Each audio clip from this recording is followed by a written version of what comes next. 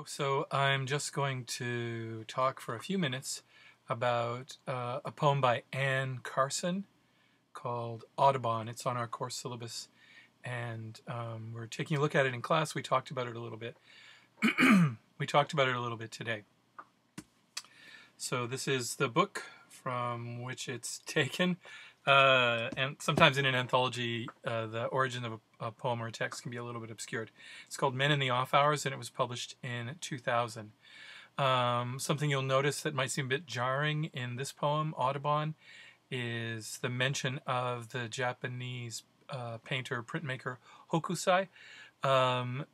There was a poem dedicated to or about Hokusai and about the lions that Hokusai draws just prior to this poem. So they're sort of paired in the volume. So in a way outside of the text itself, that might explain why it's here. So we've been talking in class about nature and about the connection of ideas of, identity or self to ground and to place, and thinking a little bit about the what we call the autochthonous subject, about autochthony. So really connection to ground, having an origin or a genesis in a particular site. Audubon, you'll notice, if we want to think of it as a Canadian poem, I mean, it's in an anthology of Canadian poetry, so it must be. Anne Carson comes from central Canada. That's her origin in one sense.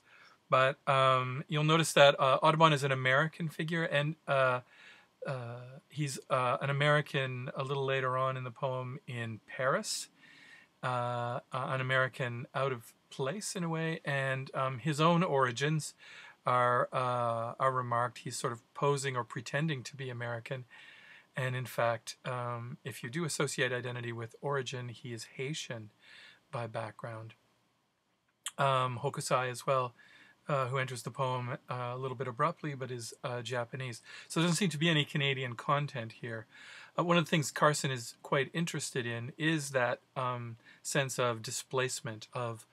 She sort of interrogates what it means to belong or to be subject to the different kinds of flows and displacements that occur in a late colonial, globalized kind of world. We circulate as immigrants, as migrants, as refugees, as citizens in different spaces and in different contexts. So this poem addresses some of the emergence of that sort of human state in the mid to late 19th century. So here, I've got the book here. We remarked in class on how it begins. Audubon perfected a new way of drawing birds that he called his. On the bottom of each watercolor, he put "drawn from nature," which meant he shot the birds and took them home to stuff and paint them. So you can hear Carson's slightly ironic tone and sort of emerging there. But it's also remarkable, and we notice this, what's remarkable about these lines are their unremarkability, that they're in fact quite flat and quite prosaic. I suggested that this is because what Carson's presenting here might be understood as a kind of anti-poem or counter-poem. She doesn't write in a lyric mode that we might recognize as musical, as intense, as linguistically dense, or even as expressive. Notice that there are quotation marks around "drawn from nature," and one of you remarked that this has to do both with the idea of drawing, and also, which Audubon is doing, and also with the idea of being taken out of nature, of being pulled from nature. It's very insightful. And what you should also notice is that the phrase "drawn from nature" is in quotation marks to indicate that both that it's a cliche, and also that this poem is itself, as with John Newlove's Samuel Hearne in Wintertime that we looked at, highly iterative. It quotes other texts and it describes other people's work. It presents a kind of what we would call an Ars Poetica, a description of how it is that you make art or poetry, but it's somebody else's text, somebody else's art, painting, contrivance that's at issue here. So Carson's sort of drawing certain kinds of parallels between her own writing and Audubon's work, and really parallels as well with the idea of the construction of and the articulation of, literally articulation in the sense of being bent around a wire frame, what we call a speaking subject, how one frames and shapes one's own voice. So Audubon, it says, perfected a new way of drawing words he called his. The insistence on his own kind of almost forceful naming of his method. He does initiate a kind of colorful, what feels like a more naturalistic, it turns out, at least to the 19th century eye, practice of portraying wildlife, particularly birds.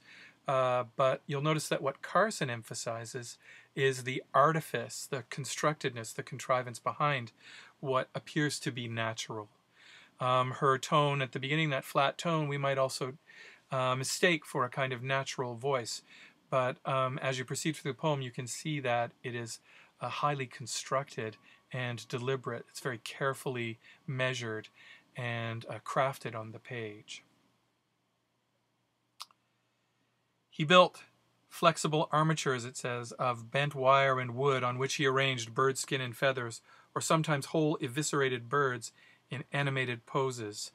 Counterpointed to the violence of taxidermy here and of killing wildlife and then eviscerating it, taking its guts out, is a sense of animated, it says, as if it poses, as if they were alive, as if they hadn't been violently killed and eviscerated. So the fakery behind what Audubon does is starts to come out here. It starts to sort of be exposed. A key phrase there for me, I guess a key key phrase. He built flexible armatures. An armature is sort of a scaffolding, and one thing you can think about in relation to Carson's poem is as it's presented, is a kind of, that it offers you on the page. If you look at the free verse as it unfolds, as it trails down the page, it offers you a depiction of a kind of flexibility. The poem is a kind of armature, a kind of instrument upon which we hang what feel like decorations, what feel like the sort of words and bits and pieces of language. I'm not quite sure that this is Carson's end point in thinking about text and about how words work, but you'll notice that she seems to separate, at least at the beginning of the poem, a certain idea of appearance and of outside, the texture of words, the texture of animal, of feathers, and of all the sort of comportment of the animals, their color, to counterpoint that with a kind of hollow interior, a scaffolding that doesn't really seem to contain anything anymore, and that's really dead. There is nothing, in other words, the poem says, there's nothing to see. There's everything to see here.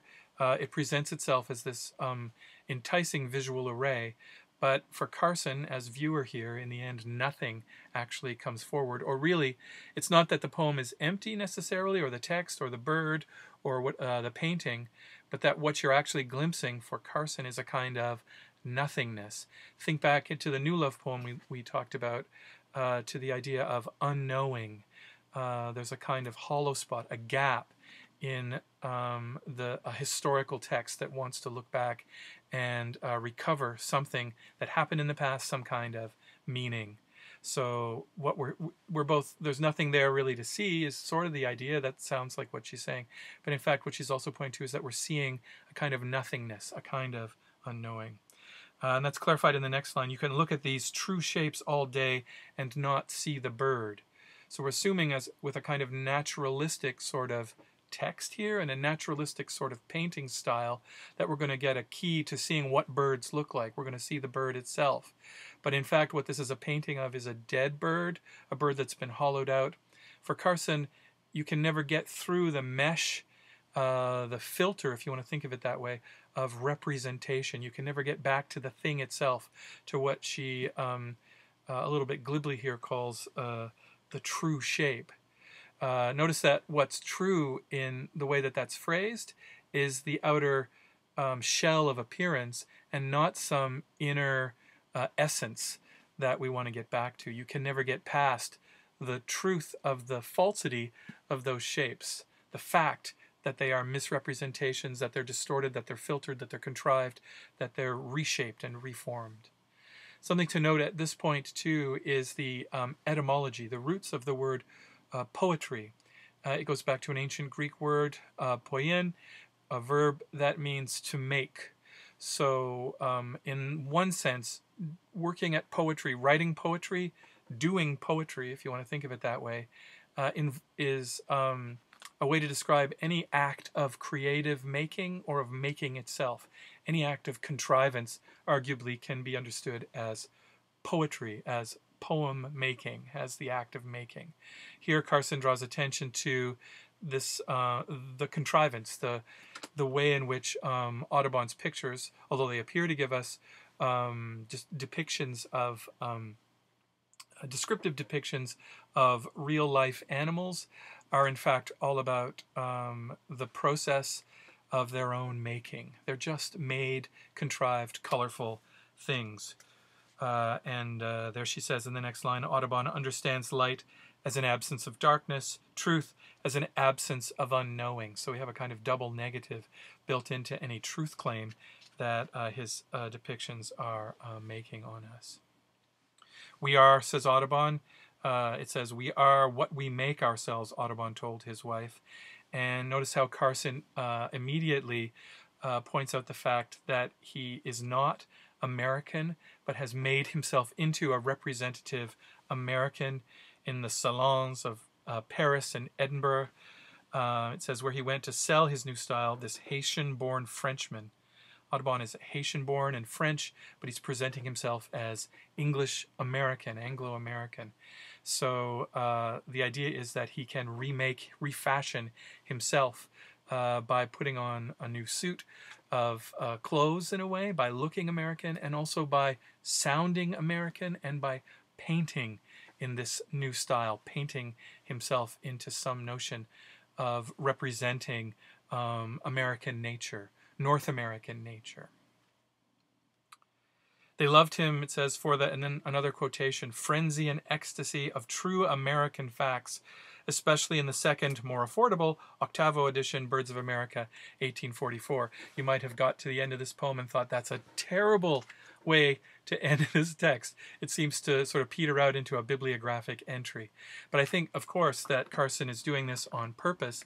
The idea is to draw your attention to the commodification in books, the selling of text and of image in paper form that surrounds these claims to natural essence, to being true. In a way, the final guarantee of their falseness is also what appears to be a citation that is truthful and valid, that points to a real book, right? So that you have bound up in that bibliographic, anti-poetic, trailing off at the end of the poem, what I might regard as a kind of ultimate framing in a really disappointing way, so it doesn't really sound ultimate, but an ultimate framing of this contradiction between, we would say epistemological contradiction between the guarantee of the book as representative, as presenting something that we might regard as the true voice or the true style of a particular person, and its ultimate and self-evident contrivance, its ultimate falsity.